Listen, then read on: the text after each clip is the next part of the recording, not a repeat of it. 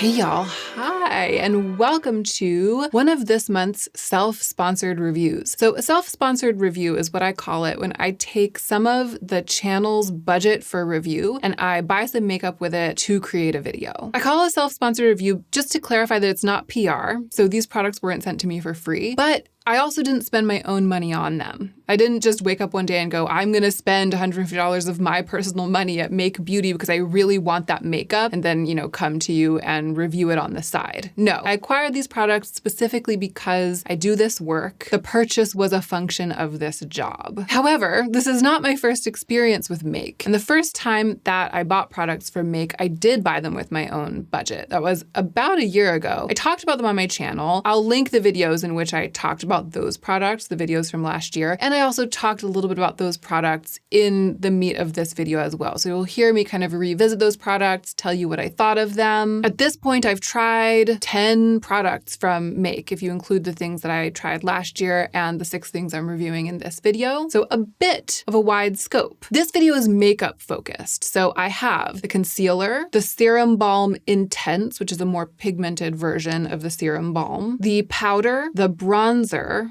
and the mascara, which is the newest launch from Make. I also threw one skincare product into the order. I was curious about the Supercell Deep Moisture Cream, so I'll talk a little bit about this at the end, but most of the video is me applying the makeup products, getting this look, and talking you through my experience with them because I've been testing them now for a couple of weeks. If this is your first time to my channel, then welcome. I'm so glad you clicked on this video. I'm Hannah. I really love makeup, but I try not to normalize overspending on my channel. So that's part of why I was making a big deal about where the money came from for this haul. And I don't just review makeup, I also make videos playing with my old makeup. And if you like the idea of beauty content that's balanced like that, I hope you'll subscribe. Now, let's go ahead and get into the meat of this video. Okay, y'all, I'm starting with some stuff on my face. I have some skincare, my morning skincare. I have on a primer. I primed with the YSL New Balm, can't get enough. And then I went ahead and applied some green color corrector. I used the one from Exa. I really like this because it has like a grayish green color, and that gray really helps to neutralize the redness in my skin and bring my skin tone closer to my natural desaturated olive. I went ahead with green color corrector because the concealer from Make is a really beautiful product, and I want you to be able to see everything that you can see about it, given that it's not really a great match. It's not desaturated enough for me. By canceling the redness on my skin first, I'm hoping to kind of give the concealer a leg up so you can see what it is doing in terms of matching and in terms of texture without it having to also do the work of covering or neutralizing my redness. So this is the packaging. It's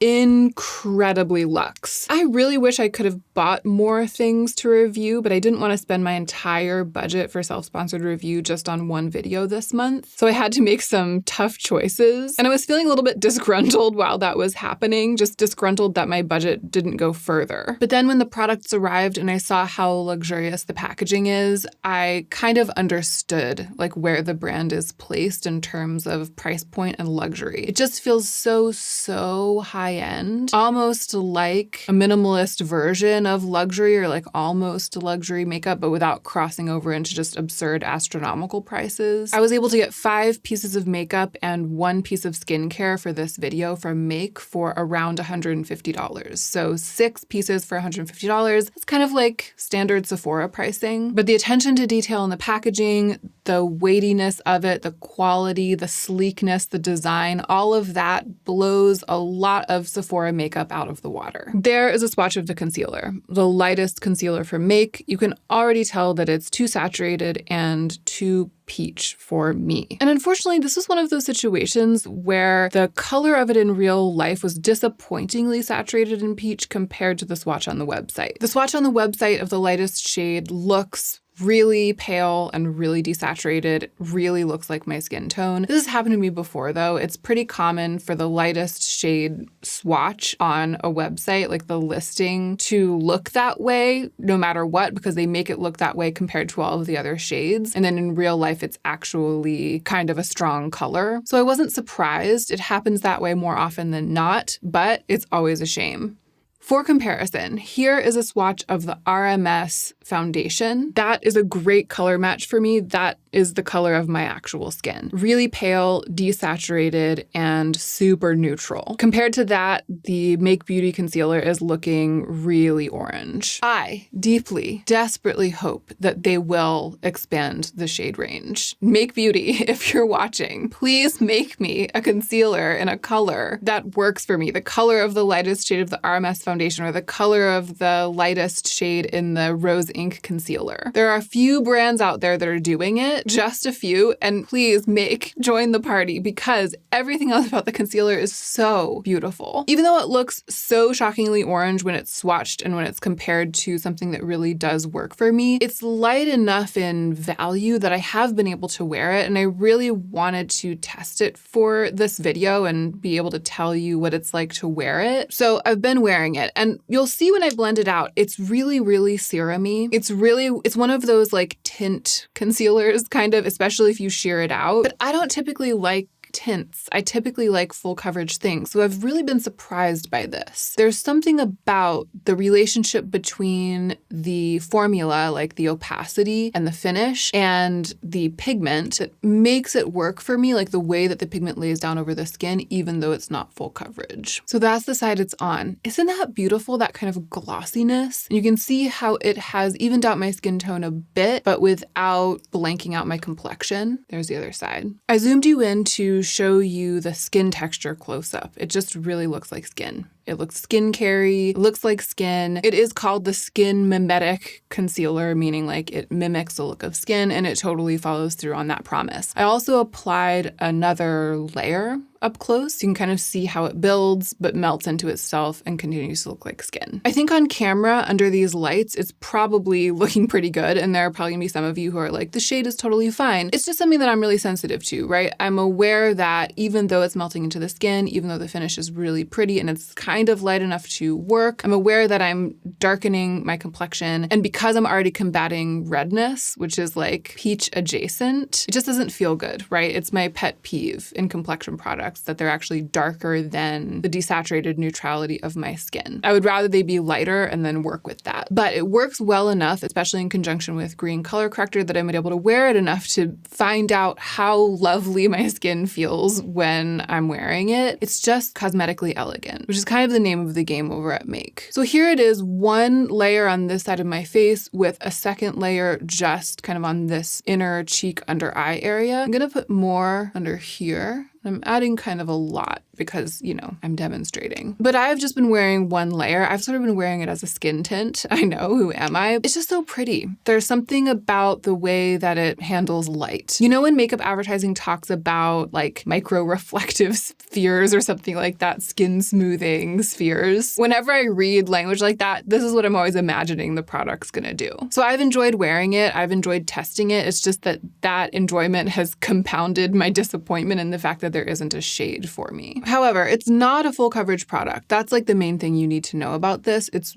serum-y. It's got pigment in it. I mean, you can see that. There's pigment, but especially if you have skincare on underneath or primer on underneath, it's going to like mix with those things, sort of become one with them. It melts to a very skincare-y finish. Like it gains a very skincare quality as you blend it out. But somehow it holds its own. I just don't know. I like it against all logic, right? I don't usually like things that aren't full coverage, that have to be sort of layered and have this sort of skin-like quality by default. I like full pigment things that I can sheer out and give them the skin-like quality. And, you know, I tend really to struggle to give a good review to something that isn't a good match for me because it makes me just not feel my best. But for some logic-defying reason, and I think it's that, you know what I mean? I think it's that the good qualities of this concealer have shone through those barriers for me. So there it is. And you know what? My lips are feeling so dry. I'm going to skip right to the lip product. It's the Serum Balm Intense, and I got it in the shade Milky Way. A really pretty rosy brown. There's a thick swatch, and when I first swatched it, I was like, whoa, pigment. Like, it just seems like it's going to be a really inkily pigmented, slippy, slidey product. Here it is compared to the Summer Fridays Lip Butter Balm, which is also, you know, like a brown pigmented balm, but it's just just worlds away in terms of color, pigment, and even shine, right? This Balm, the Summer Fridays one, is just a lot like goopier and glossier looking. But when it's applied, this serum balm shears out a surprising amount and becomes surprisingly wearable. I mean, look at that. That pigment really melts. It's kind of like a theme, a running theme here, right? What just happened there on my hand is really similar to what happened on my face with the concealer. The pigment's there, it's just that it melts and disperses itself in a really natural way. So in practice, it's actually a lot more like the Summer Fridays lip balm, coverage-wise, than one would have thought. In short, a little goes quite a long way. And I was intimidated at first. When I first started using it, I was like, oh my gosh, I'm going to need a mirror for this. I'm going to get it all over my face. I'm going to get it all over my teeth. But now that I've gotten to know it a little bit better, I've taken this with me to restaurants and reapplied it after eating without a mirror and without worrying. I just use a tiny bit, dab a little bit in the middle of my lower lip, rub my lips together, tap it, rub around the edges with my finger to make sure that it's all kind of blended and blurred. And it ends up looking very natural and being very moisturizing. This is not my first experience with make. Some of you may remember that around this time last year, I think, I bought some pieces of make skincare for myself with my budget. Like, it wasn't for review. I just was really curious and really allured, and I just bought some things and ended up reviewing them in the course of things on my channel. One of them really disappointed me. I couldn't make it work. It was the hibernation capsule, one of the skincare products. But the other three products were maybe some of my favorite skincare products that I tried last year. And let me tell you, it was really hard for me to keep myself from reordering them when I placed this order for review. I knew that it wouldn't really fit the brief because I've already tried them. And when I spend my budget for self-sponsored review, the point is that I'm buying things that I haven't tried so I can test them and report back on my channel about how they went. So I couldn't in good conscience add those things into this order, and also it would have put me way over budget. But going through the website reminded me of how much I loved them and really made me miss them. And I'm kind of considering buying them for myself again with my own money. So those standout products were the Milky Serum in like the big cylindrical container, the Cactus Gel Cream, and the regular Serum Balm. And just briefly, the two skincare products, they grew on me over time. I'll try to link any video in which I reviewed them because I think I gave them a little bit of a lackluster review at the beginning. And then the truth came out in my empties video where I talked about those empties, and the truth was that I had just been using them and using them and using them. And I really felt like they added moisture to my skin last winter. And because we're going into winter again, that's what's making me want to buy them again. I used them up, and I also used up the original lip serum balm in Halo Moon, which is like a neutral color that's pretty much sheer on me. I absolutely loved it. So I was intrigued by this, the promise of the big juicy doe foot, the nourishing formula, the gratifying tactile experience of the serum balm, but with some pigment. And you know, this really delivers. I'm glad that it shears out to be less pigmented than that initial terrifying dark swipe. I love this rosy brown color, and I've been wearing it a lot. I like the finish. I like that it's not wildly shiny like a gloss, but it's also not matte. I like that it's not goopy. It really does feel like a skincare product. And my lips are feeling way better now that I have it on. Let's powder. The Diffusion Set Translucent Pressed Powder in the shade Translucent Fair. I have been using this nonstop since it arrived because I only really had one other powder, which is the Kosas one. And I like that Kosas powder. I thought it was around here somewhere, but it's not. But you know, I've used it on camera a bajillion times, and what I'm about to say, I've always said about it. It is not really that matte, and it doesn't really keep dewiness at bay or even shine. It helps to take it down a little bit, but it takes my skin to that like mochi skin place, very soft dusting of powder over a juicy surface. And within 20-30 minutes, my dewiness is there, not greasy looking. That's what the Kosas powder does. It keeps my skin from looking unflatteringly greasy, but it doesn't really set it to a velvety finish. And I haven't really had a powder that does that around lately. And I feel like this gives me a bit more of a velvet finish than the Kosas powder without going all the way to matte. I've also been using it with a bit of a denser brush than I usually use for powder because I've been using it in a targeted way. This is the BK111, and here's what I've been doing. Setting my marionette line so it doesn't reflect so much light. Sides of my face where I have texture. Under my eye where my pores tend to be most visible. And then a little bit on the forehead. So I've put the powder on this side of my face, but not this side. And you can see it's pretty effective, right, at taking down that shine, especially because I pressed it where I wanted it with this brush. It does also work beautifully with a bigger, fluffier brush. This is the BK103, brushed over the skin. And you know, it still took down that really glossy shine, but it's not as though it has made my skin matte. It also is light enough for me, which is great. So overall, I've been really satisfied with this, and it has just integrated itself seamlessly into my makeup routine. I'm like reaching for it every day, but I don't have very much experience with powder. That's the caveat. I'm not really a powder expert. I think that I'm still learning about the subtleties between different kinds of powder. For a long time, my skin was so dry, and I was living in California, and I was just almost never powdering. And now I think maybe my skin has changed a little because I'm a little older. I've also moved to a different climate, and it's a different time of year. And now I'm kind of finding myself powdering a little bit at least every day. So it's as though my powder journey is just beginning. As far as I can tell, this is giving me what I need. But I want you to know that I'm not a powder expert. Once again, this entire half of my face is powdered. And now I'm going to bring the other side of my face up to speed. I'm also going to spot conceal a little bit with my NARS Soft Matte Complete Concealer. The Make Concealer combined with the Make Powder did do quite a lot. And if this were just a regular like day around the house on today with my skin as it is today, I actually probably wouldn't worry about spot concealing. But because I'm on camera and I'm going to go on to film a couple more things after this, I'm going to do the most. I know it's not really the done thing to use a cream concealer on top of powder, but let me tell you a secret.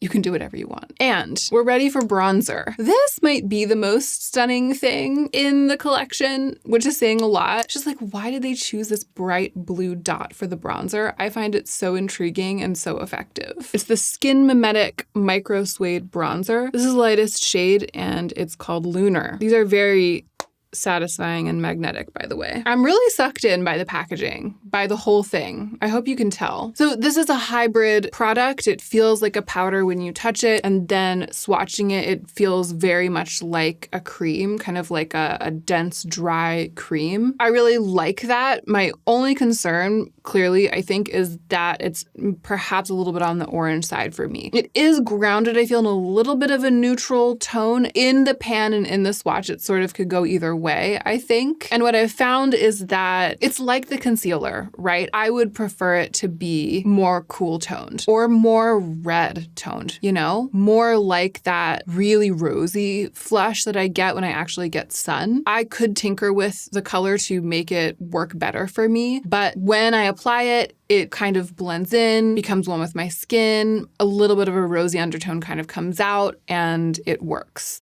Let me show you. I'm going to use this Rephr bronzer brush, the 30. Even on the brush, and I know the brush wasn't entirely clean, but what was on there I think has been like covered up with this pigment. Even on the brush, you can kind of see a rosiness in it, you know what I mean? It's a very don't judge a book by its cover situation. Look at that. I feel like it has applied almost so darkly contouring as to be a little bit dark on me, right? A little bit dark in that kind of gray way that it is when I use a contour that's too dark. And maybe some of that orange that we saw in the swatch is reading like around the edges, but overall, the color that's spread over my cheek, it's just much more natural than I thought it was going to be based on the way that it looks in the compact. It's pretty. I feel like I have to be really, really careful with it because I think it's a couple shades too dark for me, right? And I would love it, again, if there were a lighter shade, a bit rosier of a shade, maybe a bit less saturated of a shade. But when I am careful, there's just sort of this mysterious alchemy of the pigment that happens on the skin, right? It just ends up looking much more like an actual flesh and like actual skin than I thought it would. I'm just cleaning up under here a little bit. Have scarring right at the place place where cheek color meets the side of the face under here. So often what happens is when I'm applying blush or bronzer with a big brush, it'll brush away or wipe away the spot conceal just from that spot, and it'll make it look like the cheek product is patchy on the side of my cheek, even though all it is those scars showing through. So I often have to come through and like add more coverage there. I almost didn't review the bronzer because I was worried that the shade wouldn't work for me, but the blush that Make has is a gel blush, and I've never met a gel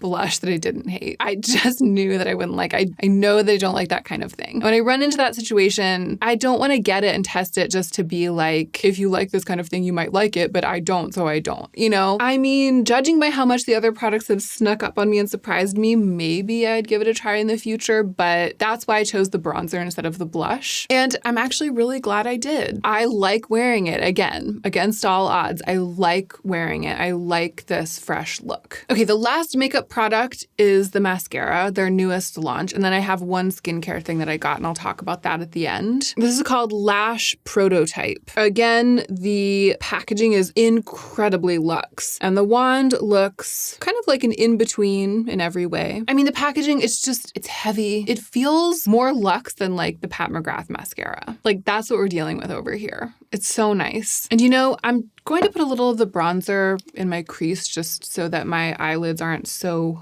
white. Kind of going for that naturally pigmented eyelids look that I've been into lately. And now I'm going to go in with the mascara, but y'all, it's so wet and so pigmented. And the first time that I tried to use it, I just pulled the wand out, went right in on my lashes, and they got drenched in like wet goo, and they all stuck together. I suspect that this is a mascara that's going to hit its stride like 3 weeks in. For me, for my tastes, it needs to dry out a little bit. But when I wipe it off, which I never do, I'm just not this kind of person. I like a gunky lash, so I usually just like go for broke, but I'm like wiping off as much of the mascara as I can. And then when I go in, it's beautiful. And as with many of the other products, a little bit goes a very long way. My experience is that wiping it off to get as thin an application as possible. I can coat all of my lashes on both eyes several times without dipping back into the tube. So that's pretty much just one coat on both eyes. In the advertising on Instagram, it's being billed as extremely lengthening and like lash building. And when it's really wet and the brush is full of mascara, it is like too much, like too gunky, too much product to do that. But when it's all wiped off and it's really just kind of like the bristles with product, then it actually does do that. And I have been able to get it to build pretty impressively very quickly with an almost empty brush of mascara. And then as it starts drying, I can comb through and it builds even more. And I can eventually get it to this place, right? Those very, very long kind of tangled lashes that I quite enjoy. It's just really messy. I always get it on my eyelid somewhere. It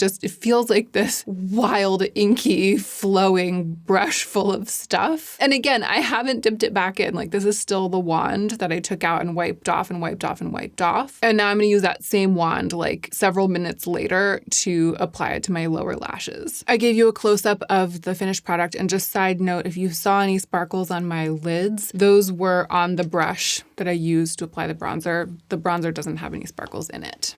And for the mascara, I mean, an overall impressive result when used in the way that I used it. I think the thing to know about this clearly is that it's just so wet and so black and so pigmented. And if you love a wet mascara, like you can't get enough of a super wet mascara and no mascara is wet enough for you and they're all too dry for you, well, let me tell you, this is the one. And if that's not necessarily you, but you're placing an order from Make and you're out of mascara and you want to try it, yeah, you can get great results from it. I would just recommend, at least for the first couple weeks, treading with caution because it's a lot. And that's me talking, right? And I traditionally, again, I love a mascara that's a lot. But it's like in order to get it to be a lot in the way that I want it to be, I have to handle it with a little bit of care. So this is the finished makeup look featuring 5 products from Make Beauty. I feel like there were some themes overall, right? The products have a lot of really what feels like high quality pigment in them. them, but then they apply in a way that makes them sit naturally on the skin. It's almost like every single product does that, even though there's a wild diversity of type of product. I mean, some of it's complexion, some of it's color cosmetics, but each in their own way, they all do that, right? They all execute on that brief. I love the finished look. This is really like the quality of skin and the balance of color and the relationship between sheerness and opacity that I'm feeling these days. But if I could, I would go through and tinker with the tones of some of the products. You know, I would definitely like a concealer that matches me better. I would love a bronzer that's less saturated and less orange. Overall, the brand I feel like is doing beautiful work, but the products are a little bit quirky. And that makes it a really satisfying brand to review because I feel like I've given you valuable information that you can only get if you have the products in your hands. I hope that you feel that way too. I mean, it's really been fun for me. I am a real sucker for the feeling of quality, you know, in the packaging, in the design, in the pigments, and this brand just really delivers on that. Okay, let me tell you about the one skincare product that I got along with these 5 pieces of makeup. Because when I had my first experience with make, the product that I struggled with was the hibernation capsule, which is like an overnight face moisturizer. I decided to get the product that I think is designed to do what I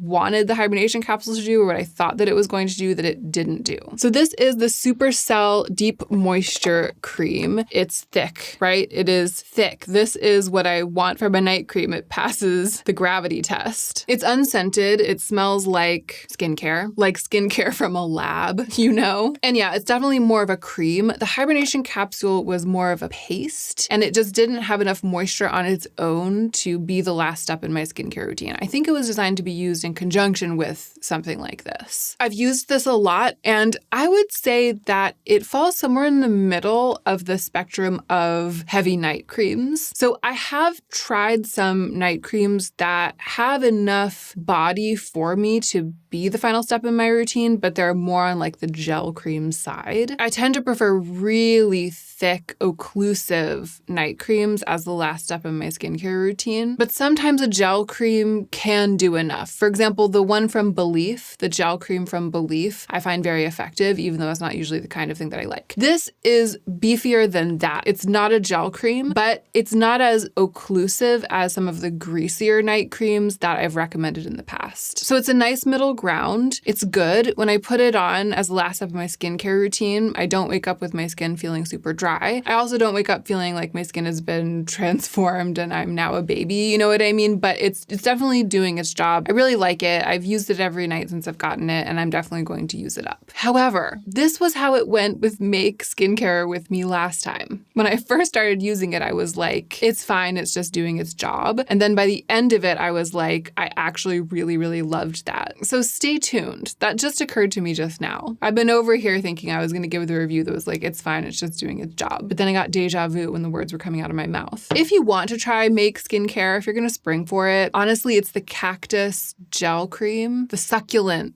it might not be called Cactus, the succulent gel cream, and the rice milky stuff. Those are the 2 products that I would recommend the most at this juncture. We'll see how it goes over time. That is it. I hope you enjoyed my review of these very pretty products. I would say this is a brand to keep an eye on. I'm definitely following their future career with great interest. I feel like everything is being done very deliberately and with great care. And because of that, you know, you pay a premium for it. So if this is out of your budget, don't worry about it. I'm hoping that they're going to stick around. Let me know what you want to see me review next. I feel like at this moment, I'm at a little bit of an impasse. I'm not really sure what it's going to be next month. So put your requests in the comment section down below. And don't forget to take extra good care of yourself so that you can be the most effective version of yourself as you do your work in the world.